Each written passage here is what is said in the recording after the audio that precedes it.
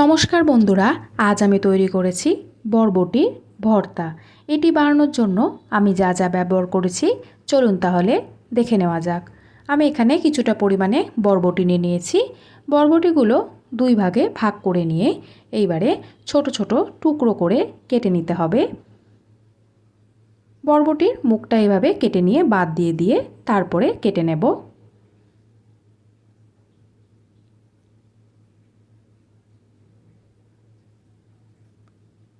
সমস্ত বরবটিগুলো কেটে নেওয়া হয়ে গেছে। এবারে একটা পাত্রের মধ্যে তুলে নেব। 2 থেকে 3 বার ভালো করে ধুয়ে নেব।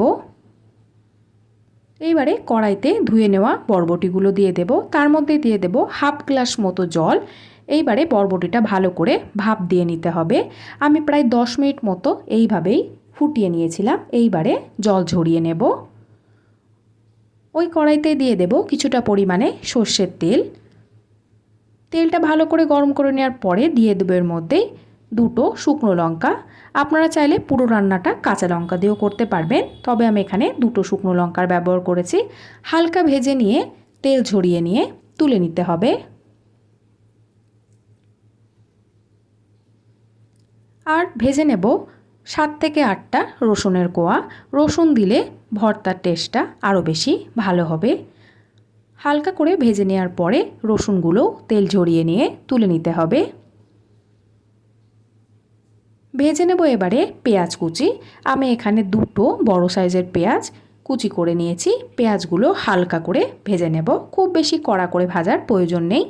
পেঁয়াজগুলো দেখুন হালকা ভেজে নেওয়া হয়ে গিয়েছে। তেল ঝরিয়ে নিয়ে তুলে নেব।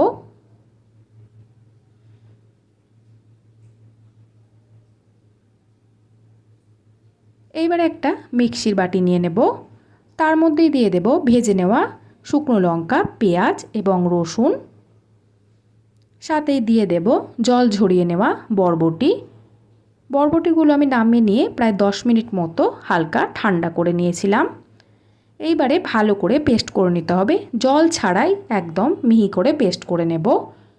পেঁয়াজ ভেজে নেওয়া তেলের মধ্যে আরও 1 চামচ মতো তেল দিয়ে তার মধ্যেই দিয়ে দিলাম কালো জিরে সামান্য পরিমাণে, আর দিয়ে দেব একটা কাঁচা লঙ্কা। কাঁচা লঙ্কাটা আমি একটু ফেলে নিয়েছি, আপনারা চাইলে এটা নাও ব্যবহার করতে পারবেন। এইবারে বরবটি বাটাটা দিয়ে দেব তেলের মধ্যে। ভর্তাটার ক্ষেত্রে তেলের ব্যবহারটা একটু বেশি হবে।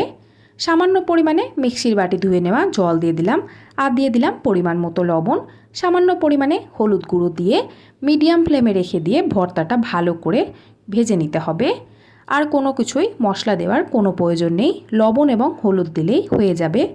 প্রায় 10 মিনিট মতো আমি এইভাবেই মিডিয়াম ফ্লেমে রেখে দিয়ে ভালো করে ভেজে নিয়েছিলাম। দেখুন একদম শুকনো শুকনো হয়ে এসেছে, কড়াই থেকে ছেড়ে আসে, তার মানে বরবটির ভর্তাটা একদম তৈরি হয়ে গেছে। গ্যাসের ফ্লেমটা এই মুহূর্তে আমি অফ করে দেব। বরবটির ভর্তা একদম তৈরি। আপনারাও চাইলে খুব সহজে এইভাবেই তৈরি করে ফেলতে পারবেন।